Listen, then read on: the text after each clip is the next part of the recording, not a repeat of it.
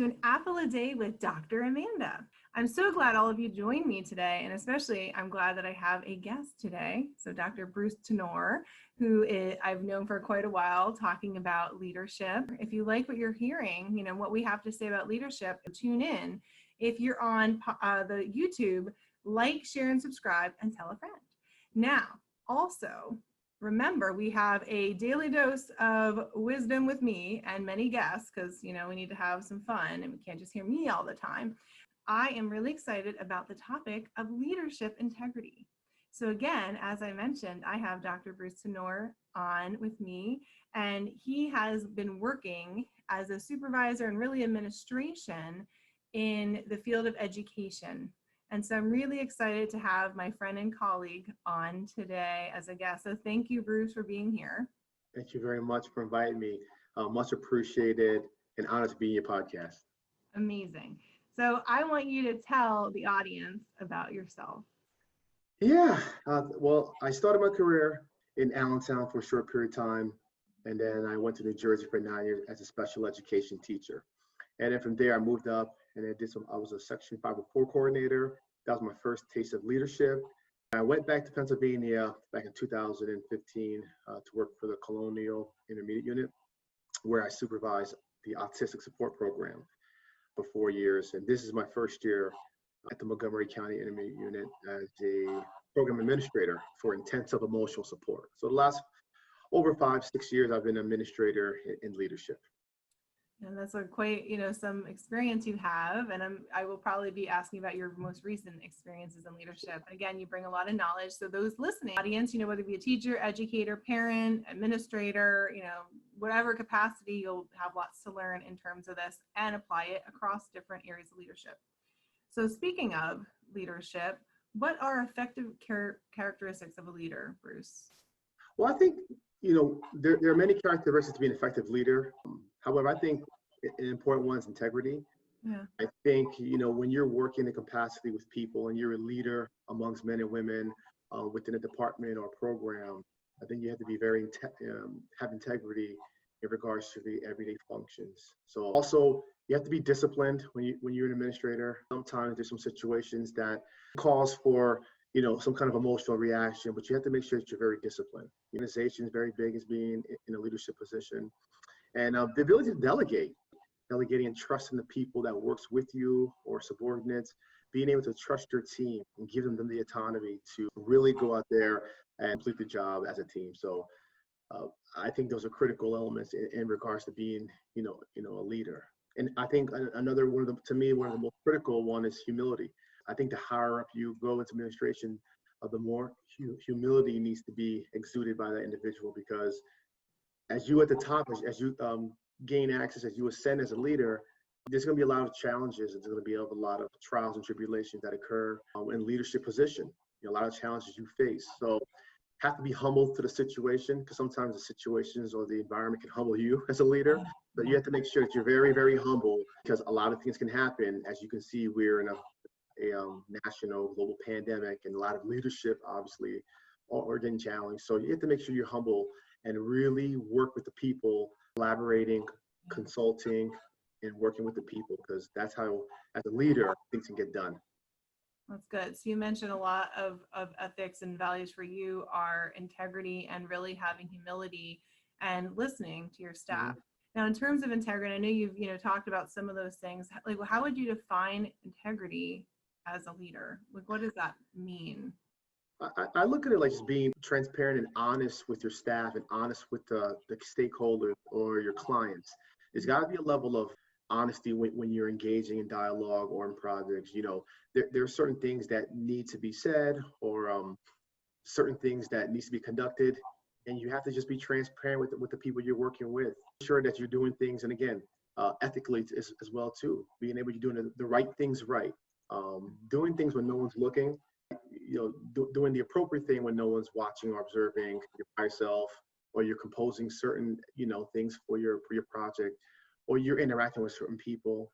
That to me, that's being ethical. That's being honest with yourself, being honest to the organization, and being honest, to the stakeholders or the people you serve. So I think that's a very critical aspect when it comes to just being honest and ethical.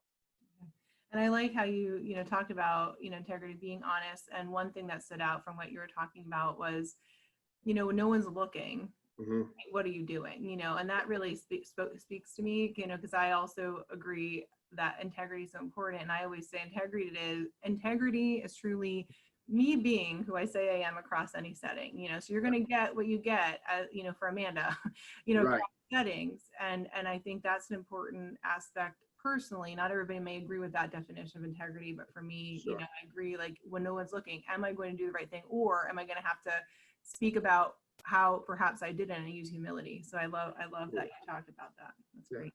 Again, you did talk about some of that characteristics of a leader that indicate integrity, but is there anything that you've noticed in other leaders that have really helped you in that area? I had the fortune I was blessed, having the luxury of really working with a lot of strong leaders, and in regards to, sitting with leaders and doing the right thing. So I'll never forget a situation where, as an administrator for special education, really trying to program for the student, and I'm with another leader. Just, it's just myself and that other leader, and we were just conversing and try to really build a plan for this, for this child. How can we best serve this student? How can we, as an administration, go to our staff and teachers and propose this plan to really help the child out? So, there, as in a leadership position, you do have some cachet, and some clout to go and say things and do things, that could be or may not be the beneficial for the child or for the organization. But just watching that individual leader just working through together as a team, really taking the time to really plan out what are the things that we can do to make sure that this family and this child is, getting their needs met.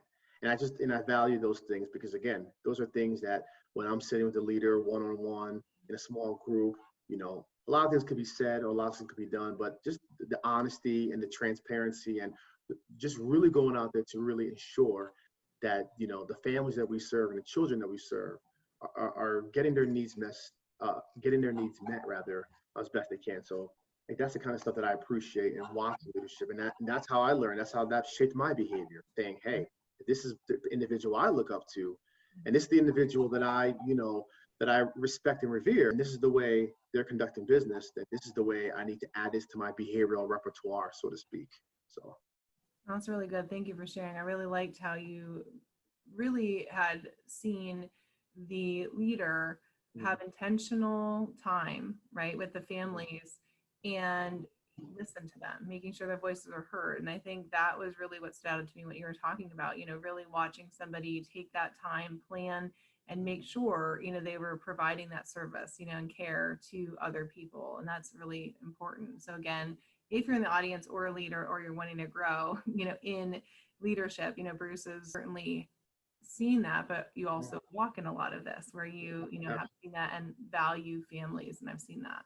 Mm-hmm. And so when you're looking at leadership, where have been some situations where you've seen maybe perhaps like an area where maybe a leader needs to grow in integrity, and how either, I don't know if you had to have a conversation about it or if it was a learning experience? No, unfortunately, the longer you're in administration or the longer you're in a profession, obviously, you see both sides of the coin. You see the good, sometimes you see the bad, and unfortunately, sometimes the ugly. And there's some things, that were done. I remember a situation, you know, uh, working in New Jersey and dealing with an administrator, and the administrator from my perspective and in conversations, you know, this individual was trying to program for students and doing things, but it was more along the lines of just trying to buffer, so to speak, individuals' program and enhance his program, by, I would say, once appropriating funds and also to taking situations where you have particular students and families and luring them, so to speak, to programs that were not the best, but pitching these programs in order for this program to enhance. And I just saw it as unethical. Like, again, we're in the business to really serve and support kids for what they specifically need, not to enhance or buffer your program or to your business or your company, so to speak. So to me, I just thought it was really, that wasn't ethical because, you don't have the child's best interest or the family's best interest at all. It's just more about building your brand. And to me, that's unethical. And again, I learned a lot, believe it or not, I learned leadership qualities and skills based on, the appropriateness of good leaders and what they do, but also learn on certain leaders what not to do based on what they're done and saying that's not ethical. There's a standard that I'm used to, that I'm looking and I'm abiding to. And that's not how I operate. And that's the way I don't want to operate. And that's the way the people I work with, we don't function, operate like that. So unfortunately, those are things that I've witnessed. But again, that's not the way we operate. Mhm. Well, thank you. Yeah, and that's helpful. When there's situations where it may not be ethical, or you had to watch that and then learning, okay, what do I really want to take away as a leader? Really good. Mm-hmm. All right. So when you're even looking at leadership and perhaps leaders that may not have everything in the area of integrity, do you believe they can grow in this area? Absolutely, 100%.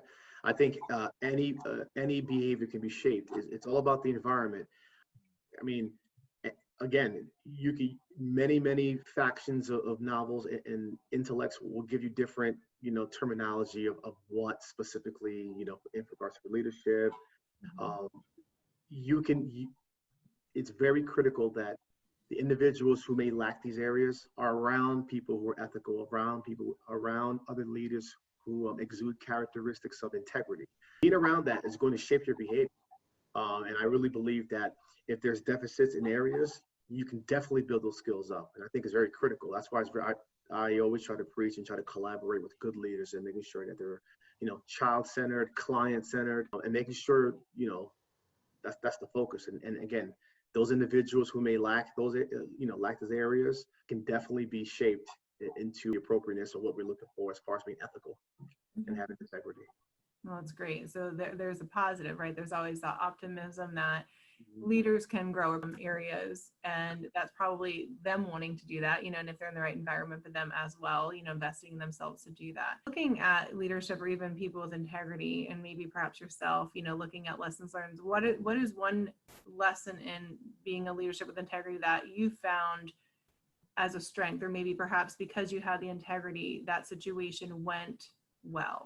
Just in leadership, you're always put in a position that you're going to have to make tough decisions, uncomfortable decisions, whether it's for the person you're having a conversation with or the family. There's going to be uncomfortable conversations. But I always notice that people respect honesty, even if it hurts, temporarily, but they got to respect honesty. So I was in a situation where I was in a meeting and, this parent wanted, their child in a different environment, a least restrictive environment, so to speak. But I was very transparent, and I make sure I, ensure a strong relationship with the family and the parent. But I had to let the parent know, the honesty about, the skill deficits of that child, and saying that child's, maybe not ready right now to be in an environment that's not conducive of him being, this child being successful. And I had to be honest. I could have just said, yeah, what, we'll do these things because we'll honor what you're saying.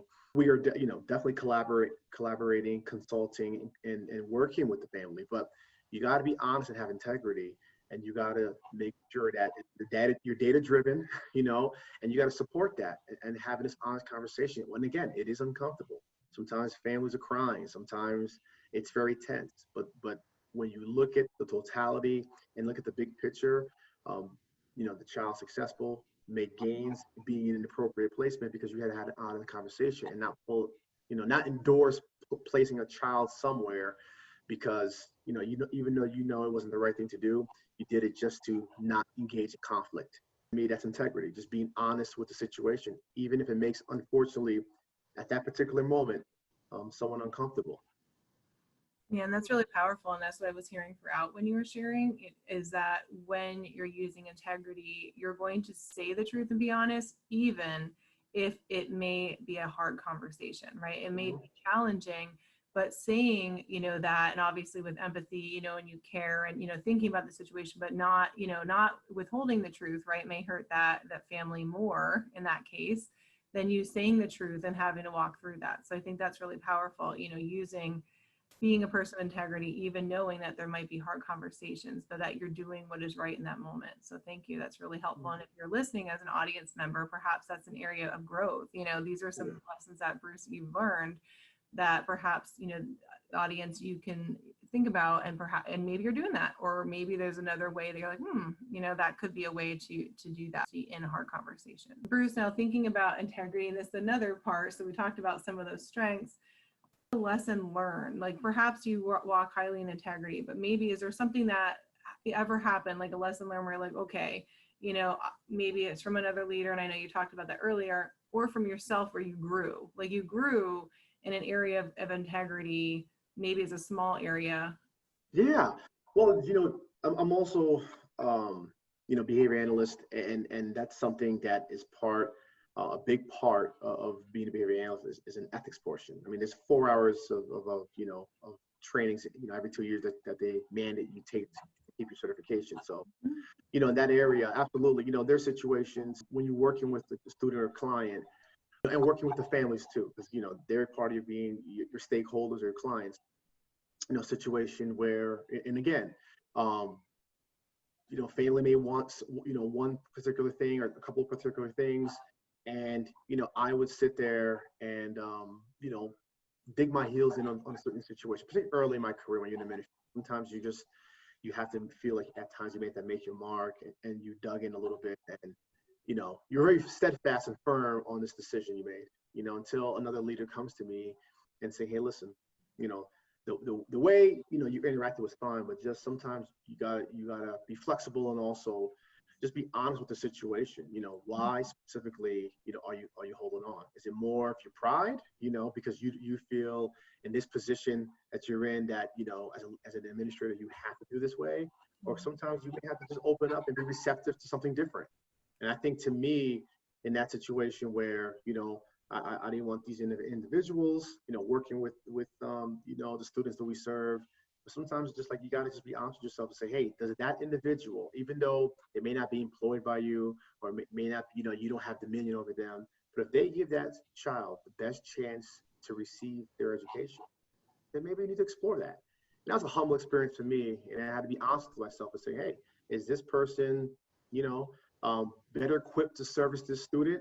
An individual that I thought would have been better, then again, so that's something that, again, being very humble, and being very receptive to that change, saying, you know what, that's something that I got to look into, and say, hey, I got to set aside my pride, look at the big picture, and just be very humble about it, and say, hey, honesty, maybe that person is a better fit, and maybe we got to revisit this. So that's something for me that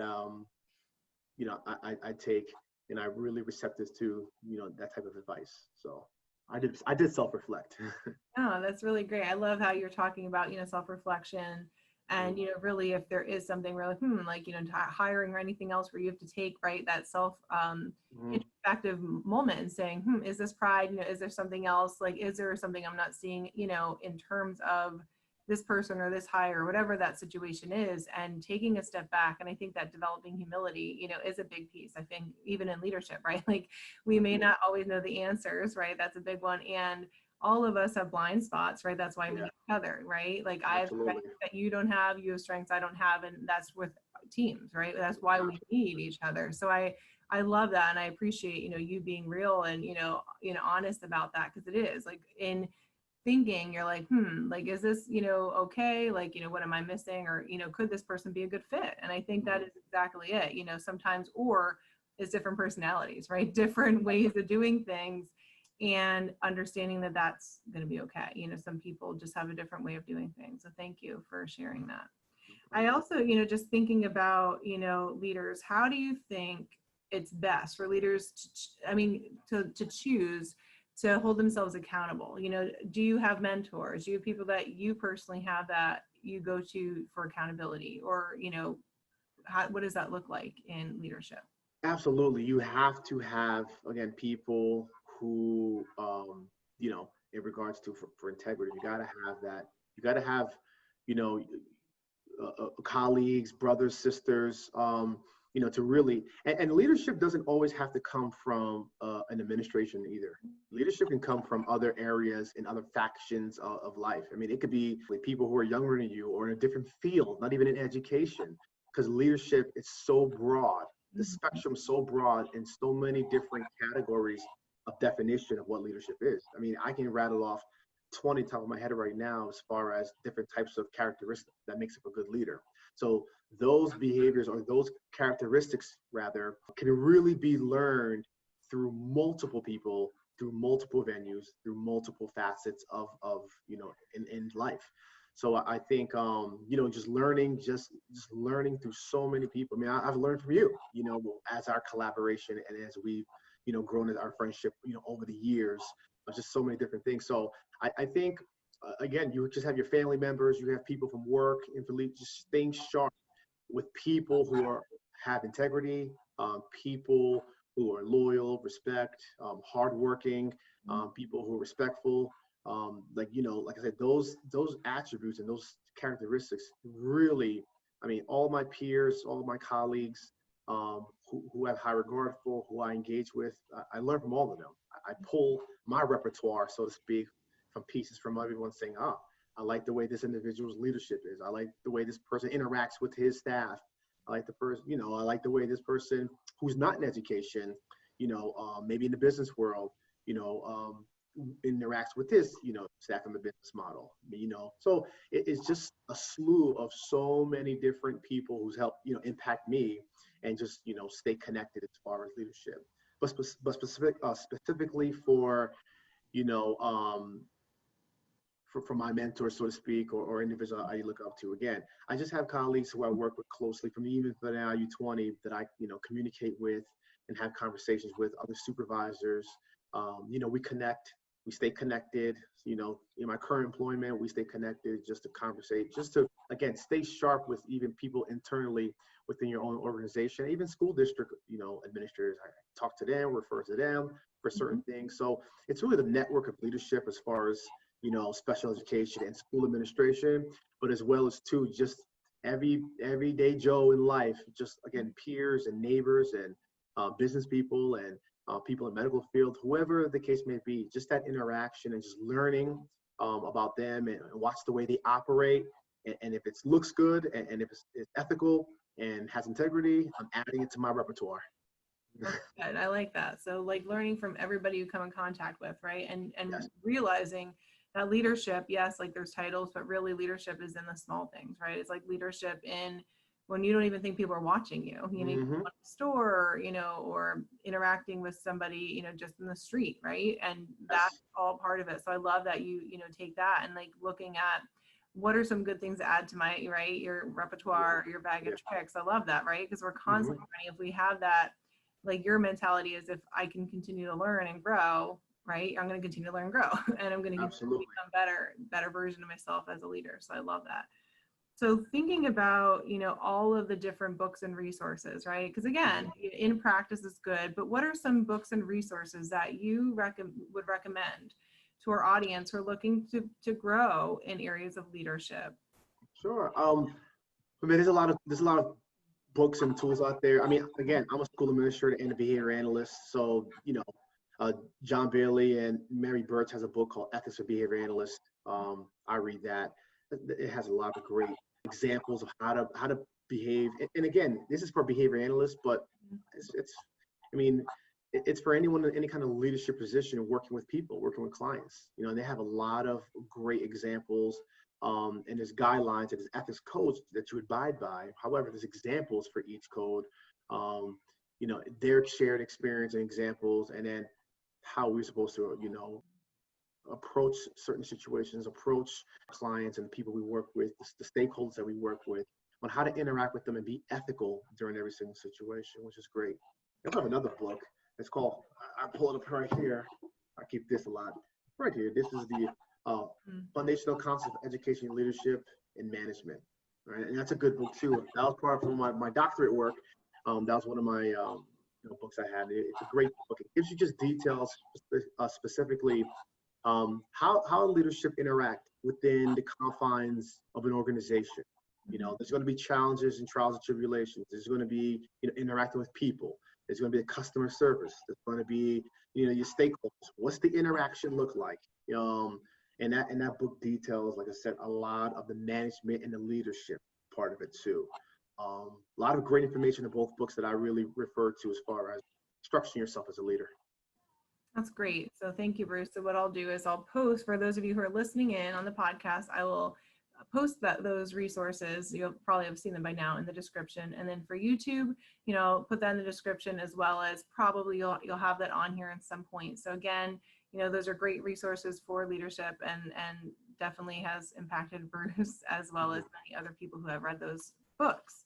So looking, at our time, and I love hearing about leadership integrity from you and watching you walk in that, and learning a lot about, different things that you've done when you were at, when I'm an education consultant when I was doing that. And also looking at, you as a supervisor and like how we collaborated and how that worked. And so, I think integrity definitely matters, right? And we're constantly I believe as leaders, constantly having to look at how is that integrity going? How can I develop? Where am I continuing to grow? And I love that you talked about that earlier, Bruce.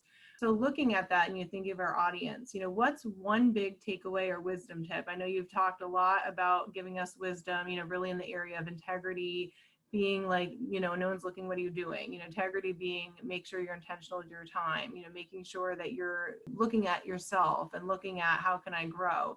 What's one more final wisdom tip for our audience? The last wisdom tip is, I would say it would be fire. What do I mean by fire?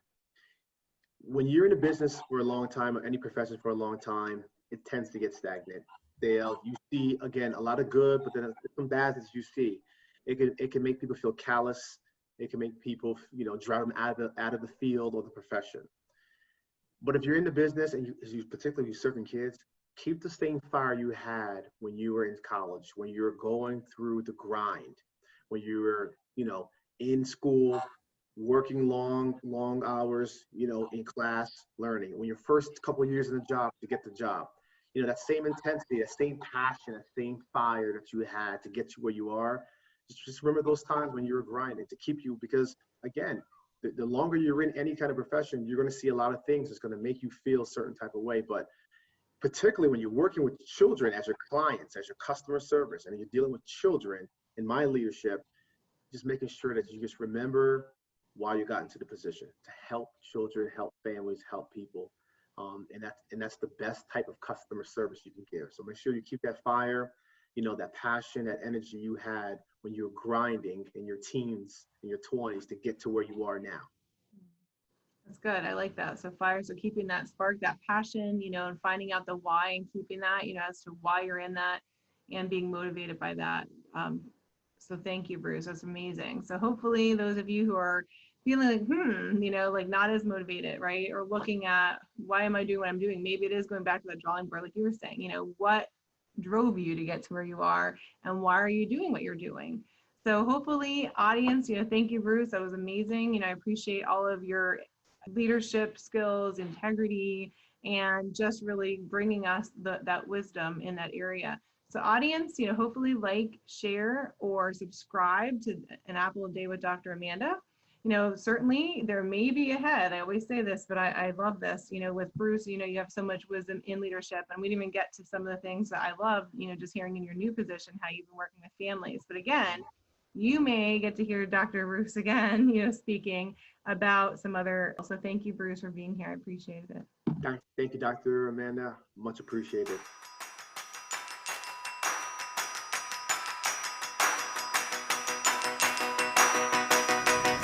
There is only love left. I got you on my shoulder.